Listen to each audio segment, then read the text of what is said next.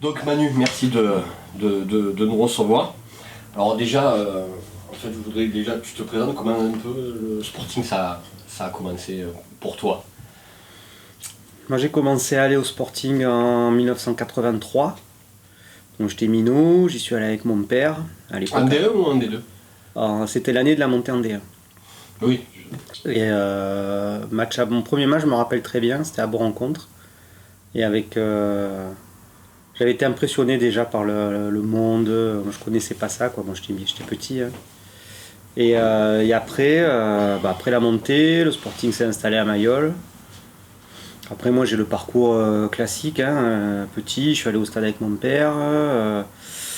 Ensuite, quand j'étais un peu ado, j'ai commencé à aller au stade, mais plutôt avec les copains. Et voilà, quoi, le truc, les copains de lycée. Et puis après, j'ai toujours continué, quoi. Après, je me suis fait des copains au stade, et puis j'ai jamais arrêté un truc un peu classique. Tu as été un des capots donc, les plus importants de la tifoserie toulonnaise. Comment on devient capot, finalement? À la fin des années 80, j'allais dans les populaires à Mayol. Donc j'étais vachement impressionné. Tu avais d'abord le COP, tu vois. Moi, j'étais trop petit pour y aller, tu vois, parce que ça me faisait peur un peu. J'étais petit, mais c'était impressionnant. Tu avais des mecs qui allumaient des fumigènes au milieu de tout le monde. Enfin, tout était permis quand même, tu vois. De temps en temps, ça se bagarrait un peu à droite à gauche. Donc c'était fascinant, mais en même temps un peu impressionnant quand même. Tu vois. Et après, je regardais faire, tu vois, les Southwolf, les Rastas, les ballons, les drapeaux, les chants organisés, les tambours. Bon, c'est vrai que c'était un truc, moi c'était un truc qui me plaisait beaucoup. Je me rappelle dans les populaires à l'époque, tu avais des mecs qui se tiraient la bourre parce que c'était avant qu'ils apportent les tambours dans les populaires. Les mecs ils tapaient sous le panneau d'affichage du score. Tu avais une grosse plaque métallique, oui, tu vois, et tu avais des mecs qui tapaient, donc c'était à qui se placerait le premier pour pouvoir taper. Et moi c'était une ambiance qui me plaisait, quoi. Il n'y avait pas le centre Mayol, à la mi-temps tu passais derrière les populaires pour aller faire ce que tu avais à faire derrière la tribune. Mais j'étais fasciné quand même par ça, quoi. Cette organisation. Alors c'était le début du mouvement ultra, hein, à Toulon et en France, mais c'était quand même parmi les premiers groupes ultra de France. Et donc ça me plaisait. Et après j'ai commencé à faire les déplacements à l'époque avec le club des supporters. Donc là tu vois qu'il y a d'autres supporters, tu vois comment ils fonctionnent, tu vois qu'il y a d'autres banderoles, tu vois qu'il y a de la rivalité. Bon, quand t'es ado, tu vois, c'est un truc moi moi c'est un truc qui me titillait quand même, tu vois. Et voilà, donc après, qu'est-ce que je vais te dire après, les populaires, le Sporting qui se casse la figure, quoi. Et pour te répondre à ta question, comment tu deviens capot, moi j'aurais jamais imaginé un jour me retrouver au mégaphone.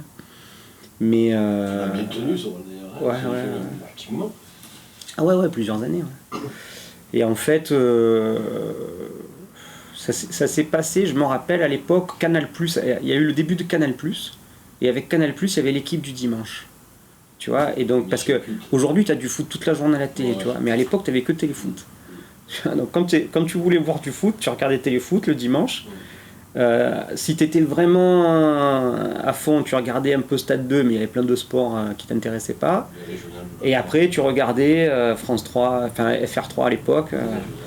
Et tu revoyais les buts du Sporting. Mais tu n'avais pas tout le foot comme aujourd'hui, ça n'a rien à voir, quoi. Et l'équipe du dimanche, c'est vrai que tu commençais à voir des matchs anglais, des matchs italiens et tout. Et moi, je bloquais sur le football italien, quoi. Vraiment, d'abord le football italien, ça me plaisait. En plus, je voyais ces tribunes, ils ont 30 ans d'avance, des spectacles énormes, des trucs, des drapeaux de partout, des fumis. Enfin, moi, je trouvais ça extraordinaire, quoi. Et le problème, c'est que à ce moment-là, à Toulon, ça périclite un peu. Tu vois, les Southwolf, ils ont arrêté. Les Rastas du Bronx, ils sont toujours là, mais c'est pas leur meilleure époque, quoi. Hein, et donc finalement, avec des copains, on se dit, putain, on va monter un truc. Ouais, on va monter un groupe nous aussi. Voilà, on va faire un truc et on crée la Brigade Azur et Or. Et on l'a créé pas dans les populaires, on l'a créé dans la Delangre, de l'autre côté mer. Et donc je sais pas, on était au début une quinzaine, une vingtaine, que des copains, on se connaissait tous, quoi. Et puis ben là, après, tu vois comment ça se passe, hein, t'as ceux qui sont un peu plus disponibles, ceux qui ont un peu plus d'intérêt, ceux qui se sentent de prendre le mégaphone et tout. Et puis moi, je me suis retrouvé avec le mégaphone, quoi. Donc voilà comment tu deviens capot. Ouais, Sauce Wolf, Brigade, genre, regardez, c'est ça un peu le cheminement. En fait, ce qui se passe, c'est que nous, quand on crée la brigade, le Sporting, il joue en première division, mais enfin, c'est la misère. Genre, le stade, on doit être 4000 au stade. Aujourd'hui, ça paraît incroyable. Hein. Mais la réalité de l'époque, c'est ça quand même. Tu joues en première division, tu reçois les clubs super prestigieux et ton stade, il est jamais plein. Ouais. Et donc, nous, on était là, pas à prêcher dans le désert, parce que bon, les 4 ou 5 000 ou les 6 000 qu'il y avait, c'était des vrais mecs dans le stade. Mais bon, nous, on y croyait. Et puis, alors en fait, les anciens Southwolf, à l'époque, ils créent la vieille garde. Et c'est Thierry, Stéphane, Bart, quelques-uns, la petite bande des anciens Southwolf, là.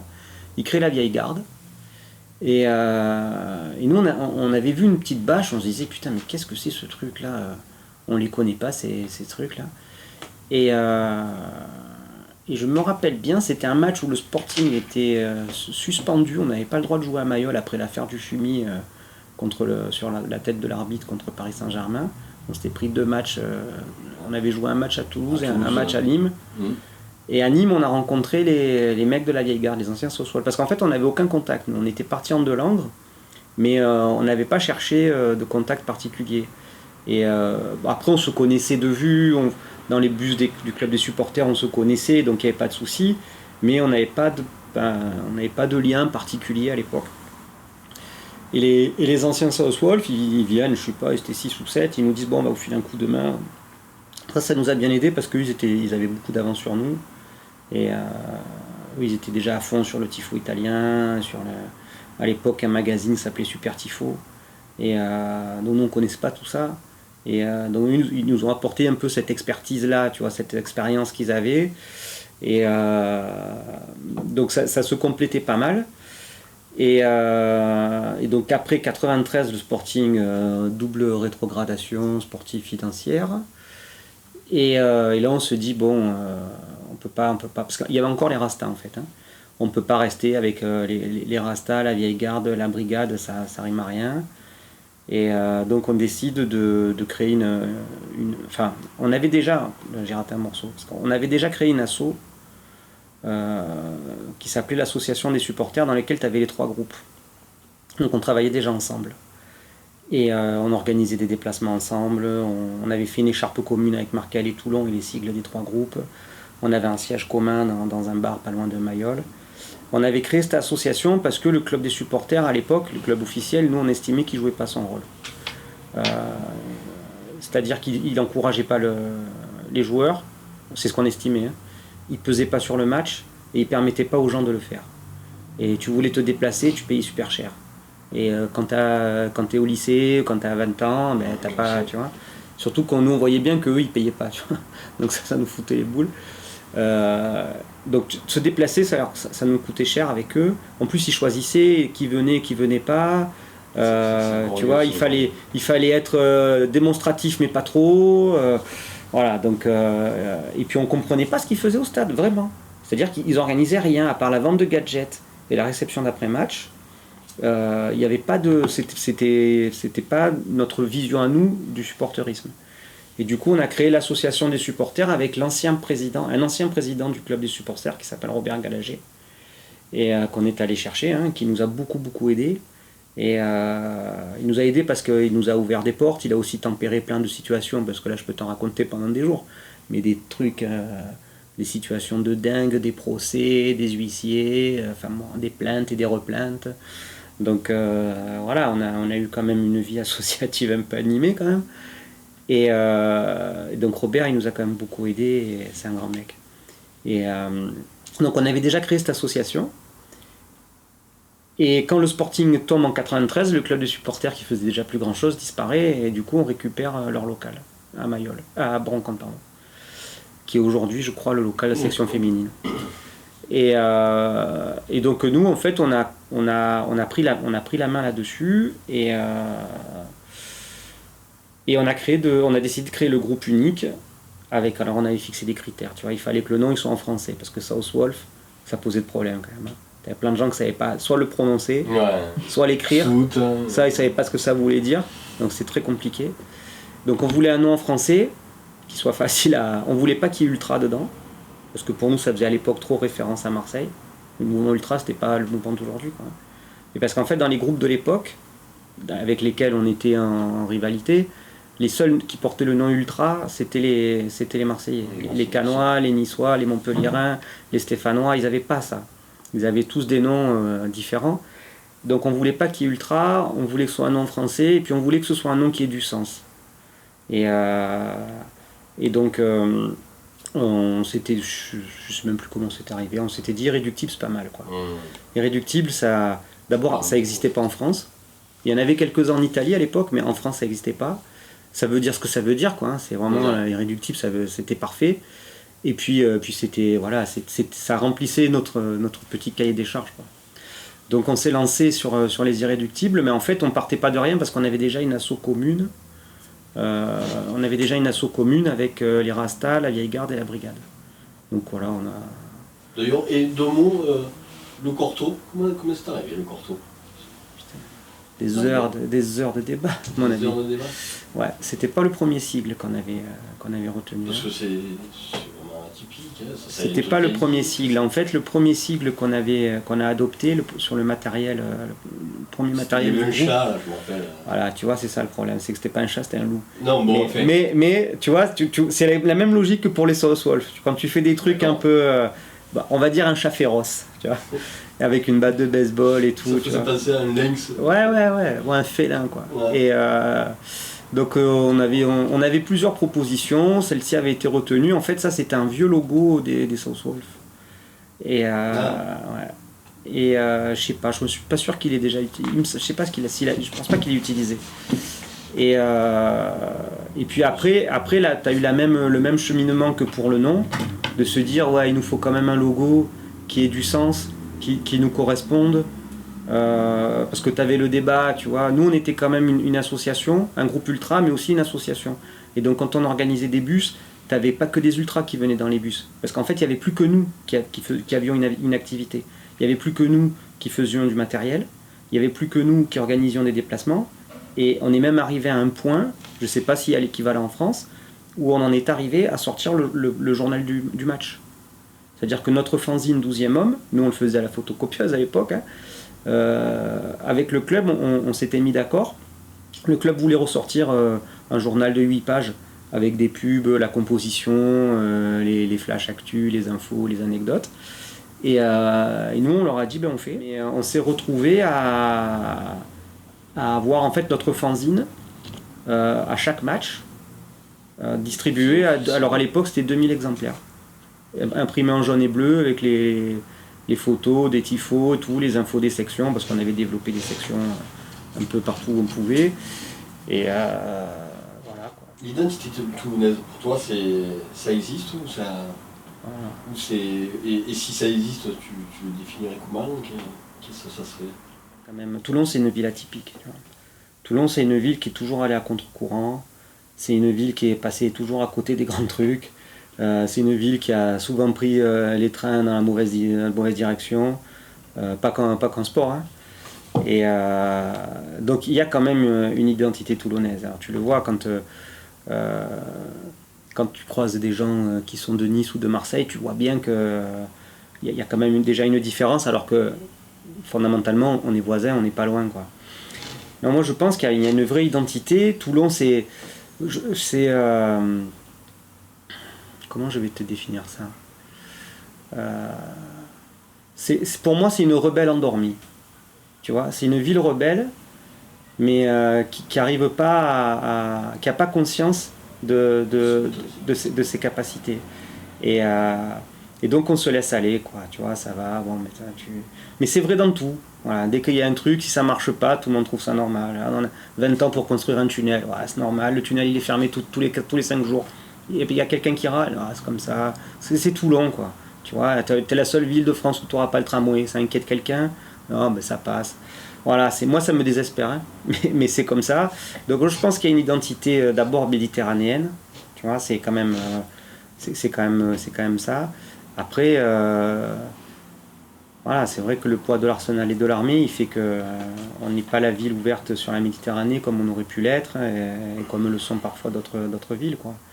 Mais moi je pense, et d'ailleurs tu le vois au foot, hein, je veux dire, l'engouement qu'il y a, le petit engouement qui reste autour du Sporting, c'est bien la preuve qu'il y a quelque chose de commun entre tous ces gens qui habitent la ville, quoi. Il y a vraiment... quand je suis à Toulon, tu vois, dans tous les quartiers, j'ai l'impression que je suis chez moi, quoi. Tu vois, je suis bien partout à Toulon. Tu vois, je pense vraiment qu'il y a une identité... ça a une identité rebelle, mais malheureusement dormie. Sur les personnes qui t'ont, dans le mouvement, qui t'ont marqué et puis donc qui t'ont donné envie, qui espèce de modèle comme ça. Et moi je vais t'en citer deux, c'est les frères Garcia, Thierry et Stéphane. Tu vois, eux c'est vraiment, enfin, pour moi c'est des monuments ces mecs. C'est des gars qui ont toujours suivi le Sporting, qui continuent de le suivre. Ils ont connu toutes les époques, ils ont aidé toutes les assos, tous les groupes ultra, ils les ont aidés. Ils ont gagné un respect, je crois, qui dépasse Toulon, mais qui fait pas débat. Tu vois, quelles que soient les générations, alors je sais pas ce qu'ont pu te dire les plus anciens, mais la première génération, Southwall, Ferrasta, tu parles des frères Garcia, bon, mais tout le monde te dira, putain, c'est des bons mecs, ils étaient là, ils nous ont filé un coup de main, etc. Bon, voilà, c'est des gens qui ont été indispensables. Moi, je pense qu'on sous-estime la chance qu'on a eu de les avoir, vraiment, parce que tu as des mecs, on en reçoit plein, tu vois, des gars qui viennent d'autres villes, etc. Et les frères Garcia, c'est des gens qui ont marqué le mouvement ultra. Tu vois, dans les générations 80-90, tous les ultras de France connaissaient les frères Garcia.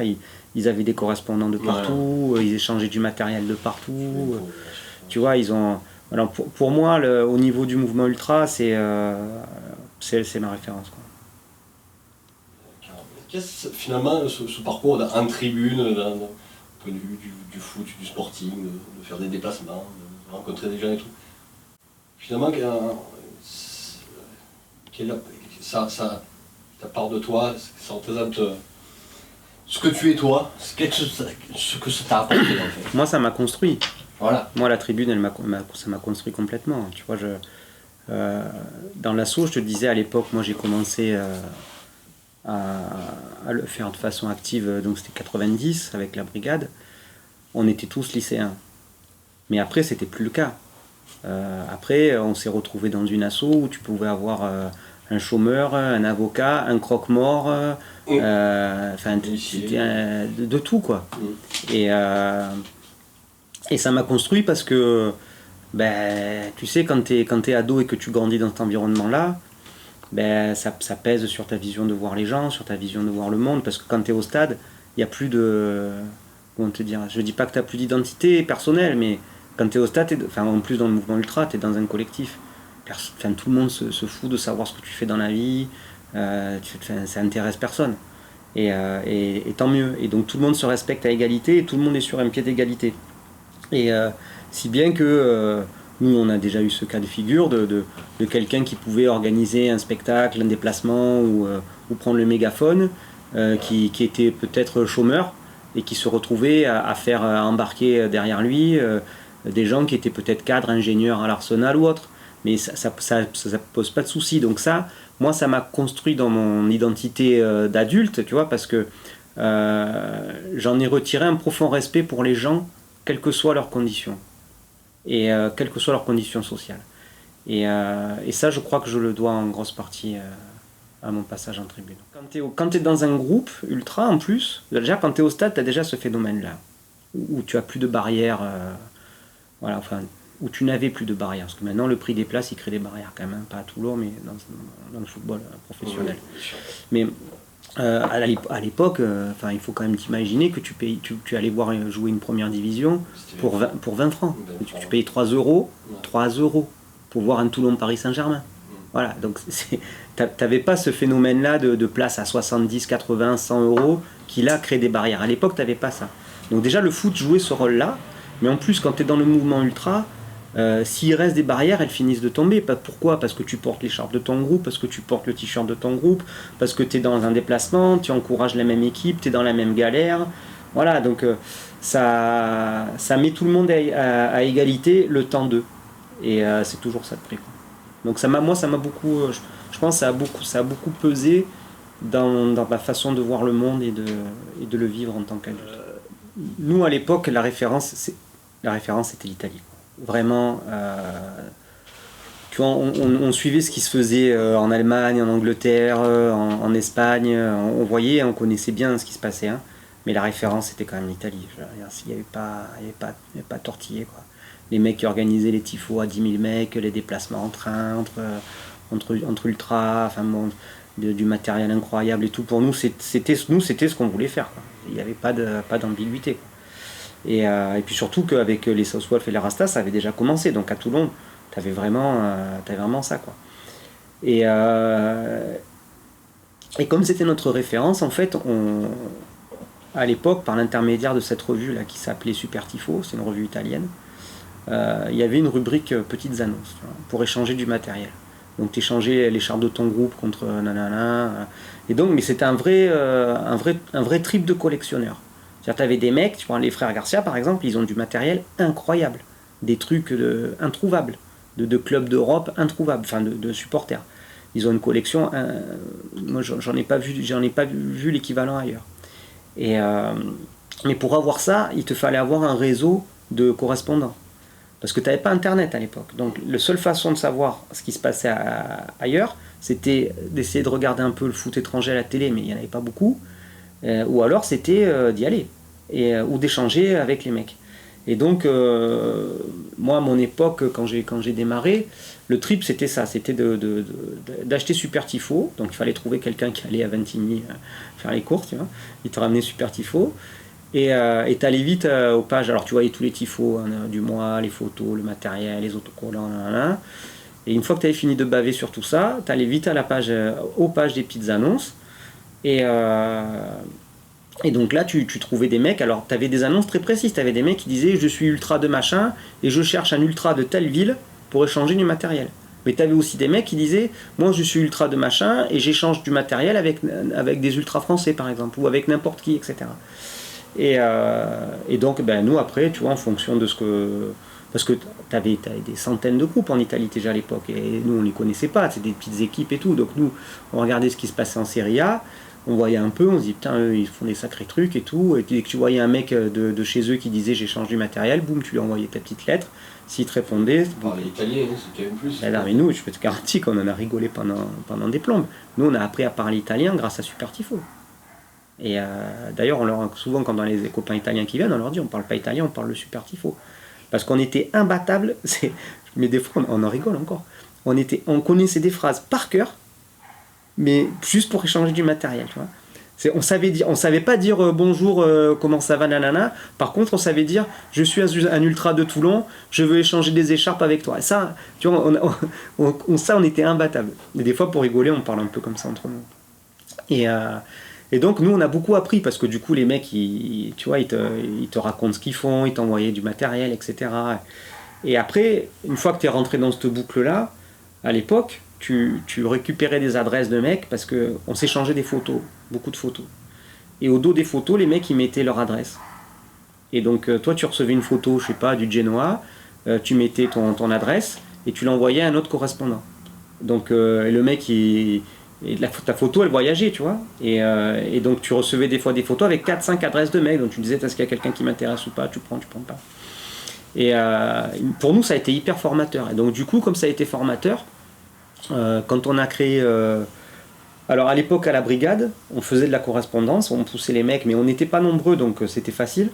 Mais après au moment des irréductibles là on a été hyper volontariste, quoi. On a vraiment fait le forcing pour que les mecs échangent du matériel.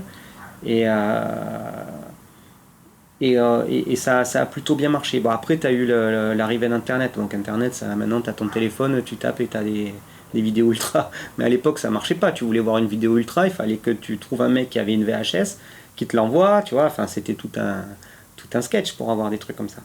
Et tu trouvais rien en commerce, évidemment. Donc, tu étais obligé de faire ça. Et donc, nous, c'est vrai qu'on a fait beaucoup de forcing pour la correspondance parce qu'on trouvait que c'était formateur. Vraiment. Et après, même dans les bus, pour te dire, quand on partait en bus, on faisait nous-mêmes des vidéos. On filmait les super tifos, on filmait les autocollants et tout. On les passait dans les bus en expliquant aux mecs, voilà, ça c'est les ultras de machin, nanana. Parce que pour nous, c'était important que les mecs du groupe ils puissent voir ce qui se faisait ailleurs. C'était très important. Si tu veux, la période actuelle, pour moi, elle est un peu différente de la période de l'époque, parce que... À l'époque, il y en avait pas. À l'époque, on n'avait pas. On avait des copains à titre individuel. Nous, par exemple, on était très copains avec les Stéphanois. Tu vois, alors aujourd'hui, ça peut paraître étonnant, mais on était très copains avec les Stéphanois. Et après, tu avais des gens... on avait pas des amitiés, mais des bons contacts avec des mecs d'un peu partout, quoi, hein, sauf si tu avais vraiment un schisme avec l'équipe ou le club en question, mais sinon, globalement, les mecs se respectaient beaucoup plus que ce qui se passe maintenant. Et quand je vois que des mecs sont allés chez quelqu'un, chez un ultra, chez lui, le menacer et tout, enfin, moi ça me paraît incroyable. À l'époque, c'était inimaginable ça. À l'époque, tu prends un super tifo, tu avais le nom de tous les responsables des groupes ultra français avec leur adresse personnelle, puisqu'ils échangeaient du matériel. Tu vois, tout le monde. Et ça posait, et il serait venu à l'idée de personne d'aller emboucaner un mec chez lui. Enfin, voilà. Donc je crois que ça se fait maintenant, hein, mais à l'époque c'était un truc qui était impensable. Bon, enfin bref, voilà quoi. Donc aujourd'hui, pour moi, c'est un peu, pour te dire sur ça, c'est un peu différent parce que les mecs qui viennent à Toulon, bon, certains c'est vraiment des amis maintenant, hein, depuis le temps qu'on se voit, etc. Certains c'est vraiment des amis, mais ils viennent volontiers à Toulon nous voir, mais aussi parce qu'on est dans un trip de foot populaire comme eux ils ont plus dans leur club. Et la plupart de ces gens-là, ils sont ultra d'un club où le football il est aseptisé, où tu payes cher l'entrée, où tu peux pas parler aux joueurs, où si t'as pas la carte, tu peux pas rentrer au stade, etc. Et ils viennent à bord rencontre, et les mecs ils se disent qu'est-ce que c'est ce truc, quoi. Tu parles aux trois de l'équipe adverse, le mec te fait un bras d'honneur, ça les fait rêver. Ça les fait rêver. Ils adorent ça parce que ça leur rappelle le foot des années 80. Parce que c'est un peu ça quand même. Mais ils sont à fond, hein, et vraiment ils nous disent putain c'est génial, on est quand même, attends, les mecs ils ont des clubs hyper prestigieux en Italie, tu vois, que ce soit les mecs du Genoa, les mecs de Naples, enfin, de qui on parle quand même, tu vois, les mecs du Celtic, les mecs de Dortmund, enfin, et les mecs ils viennent à vos rencontres et ils te disent c'est génial. Ce dont tu es le plus fier finalement de ton parcours, et je dirais oui, un peu au-delà. Ce dont je suis le plus fier, c'est de voir qu'il y a des mecs qui continuent ce que nous on a commencé il y a 30 ans, tu vois, et en plus dans un bon esprit, parce que alors il y a eu des hauts et des bas, hein, dans l'histoire du mouvement ultra à Toulon, mais globalement il y a que des bons mecs. Et moi, à chaque fois que je vais au stade, je me dis putain, c'est voilà, tu vois, je suis fier. Alors moi, j'y ai joué un tout petit rôle, tu vois, mais je suis content de voir qu'il y a des mecs qui continuent de venir au stade, qui continuent de chanter, qui continuent d'encourager, qui continuent de se déplacer, qui continuent de vouloir peser sur le match, parce que pour moi, c'est la définition du supporter, de l'ultra, c'est ça, quoi. C'est tout faire pour peser sur le match. Et j'en vois plein, moi, des gens comme ça à Toulon. Et donc, voilà, je suis content. Je me dis, peut-être qu'on n'a pas fait tout ça pour rien, quoi. L'avenir, tu le vois comment? Si ça devait remonter, tu vois qu'il y aura encore un potentiel qui rejaillirait d'un peu chez eux. C'est certain. Tu vois, tout à l'heure, on parlait de l'identité toulonnaise. Je veux dire, t'as qu'à voir, hein, dès que le Sporting joue les premiers rôles ou joue une réserve d'un club pro, tu pètes l'affluence à bon rencontre quand même. Donc, à Toulon, t'as un gros potentiel supporter, c'est sûr. T'as un gros potentiel supporter. Et moi, je trouve que ce que font les mecs actuellement, je parle des mecs en tribune, hein, c'est le plus dur. C'est continuer à aller au stade, à animer, à se déplacer, tout ce qu'ils font, indépendamment des résultats. Parce que c'est de la braise, moi je ouais, devine. c'est parce que tu vois, nous à l'époque, quand on crée les Irréductibles en 93, notre objectif c'est ça, c'est d'avoir un groupe qui fonctionne indépendamment des résultats. Parce que c'est trop facile quand ton équipe elle est en Ligue 1 et que tu joues les Coupes d'Europe et tout, tu vois. Enfin, c'est pas du tout la même. Enfin, c'est trop facile, c'est autre chose, quoi. Voilà. Donc, moi, je trouve que ce que font les mecs aujourd'hui, je leur tire mon chapeau parce que c'est nos dignes héritiers, quoi. Vraiment. Ils le font bien, ils le font avec le cœur. Et après, moi, j'espère, je désespère pas, hein, que le Sporting remonte un peu, quoi. Et je pense que ces mecs-là, ils ont la capacité de gérer tout ça, quoi. De gérer une montée en puissance de tout ça. Alors, moi, je voudrais dire plein de trucs, tu vois. Mais pour moi, il y a un truc qui est important. Moi, j'aimerais que le club, comme les joueurs, ils aient conscience que le Sporting, c'est aussi les mecs qui sont dans la tribune. Et alors, je sais pas te dire si c'est le cas, s'ils en ont conscience, je sais pas te le dire. Mais parfois, tu vois, j'ai l'impression que les supporters du Sporting, ils sont perçus comme une entité un peu à part. Et alors que pour moi, vraiment, ils font partie du club, quoi. Parce que le football, quand tu payes ta place pour aller voir un match de football, c'est parce qu'il y a des mecs qui jouent. Mais si ces mecs-là ils jouent, c'est parce qu'il y a des gens qui viennent les voir. Sinon, t'as aucun intérêt de jouer, de jouer si voilà. Donc, pour moi, les deux vont ensemble. Et pour moi, les supporters, ils sont aussi importants que les joueurs. Et voilà, donc tu vois, si j'ai un mot de la fin à tout ça, c'est de dire que samedi, là, les mecs, ils organisent les 30 ans du mouvement Ultra à Toulon. Des supporters au Sporting, il y en a toujours eu, bien au-delà de 30 ans. Hein. Il y a eu un club de supporters il y a 60 ans déjà. Et je pense qu'il y en aura toujours. Et parce qu'il y en a toujours eu, et parce qu'il y en aura toujours, il faut considérer les supporters comme des membres à part entière du Sporting.